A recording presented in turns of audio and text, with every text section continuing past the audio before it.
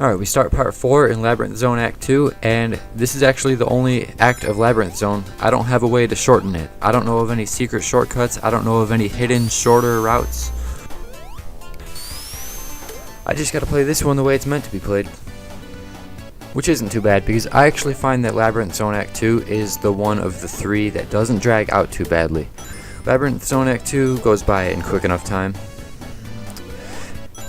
Acts 1 and 3 are the long ones, and I do have a way to shorten Act 3, so I'll show you that when we get there. Chill out, Sonic, chill out. The surface is right here. So at this part, there's actually there's a little trick that they play on you. You're basically supposed to find a switch because you're blocked off from going anywhere right here. There's a barrier. You go right here to this ring monitor and you crush it. There's a button inside of it that, it clears the way. There's a wall right here. And yeah, that's how you do that part. It's actually kind of hard to find that switch because you would never suspect that it's inside of a ring monitor. Yeah, when you get the invincibility though, you want to run these levels like a marathon and get as much of the level out of the way as possible without having to worry about getting hit. I mean, at least if you're still after the Chaos Emeralds. I don't know, those are in the past now. I still like speeding through shit though. Whoa. Yeah, I'm gonna need an air bubble after all that shit. One thing I don't like about Labyrinth Zone is that the underwater sections are so ugly. Like, the color palette is okay above the water. These guys suck, by the way. They throw spike balls at you. You gotta duck and wait for it. You can just barely see the spike balls while you're ducked. But yeah, just knock them out once they ran out of spike balls. Yeah, another one for the road. Yeah, but what I was saying is Labyrinth Zone is a crisp golden color above water.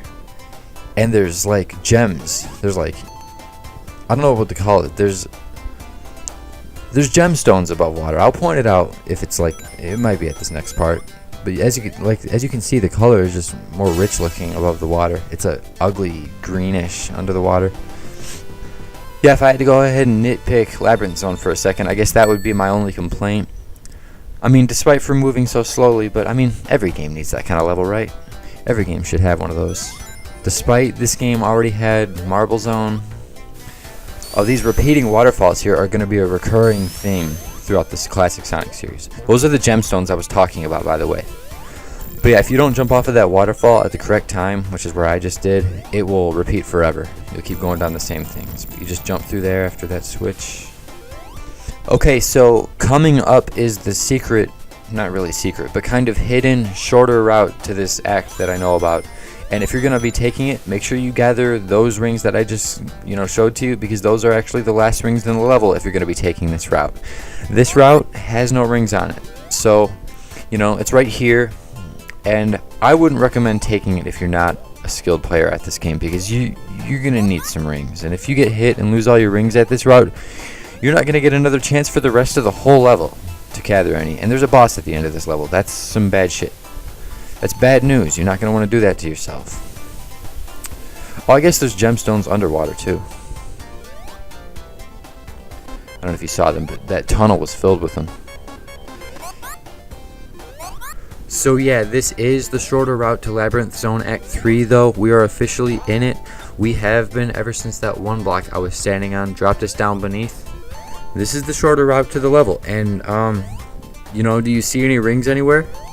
There's none. Anywhere. There is something I want to... Come on. The surface is right up there. There's something I want to talk about at this part. So this checkpoint right here is not your friend. If you're a new player at this game, don't hit this checkpoint. Spawn at the previous one and collect some rings within the level so you have them for the boss fight.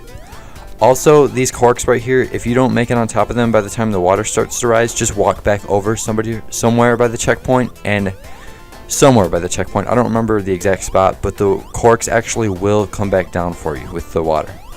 Yeah, it seems like the water abandons you, but it will drop back down for you if you run back over by the checkpoint. Also, I kept saying they don't give you rings for the boss fight. They do actually give you a shield though. So that's pretty good. You can't get it back once you lose it, and it's only one hit, but it still helps. So this is the boss fight for Labyrinth Zone though. As you can see, I'm not really fighting Eggman. We're actually chasing him through an obstacle course. And it is safe to say this is actually kind of a tense boss fight. Yeah, actually I would say the advice to fight this one is to take your time. Don't get too tense because that'll mess you up. Yeah, I feel like the water's going to catch up to you either way. And it doesn't matter if it does. The surface is at the end, right up here.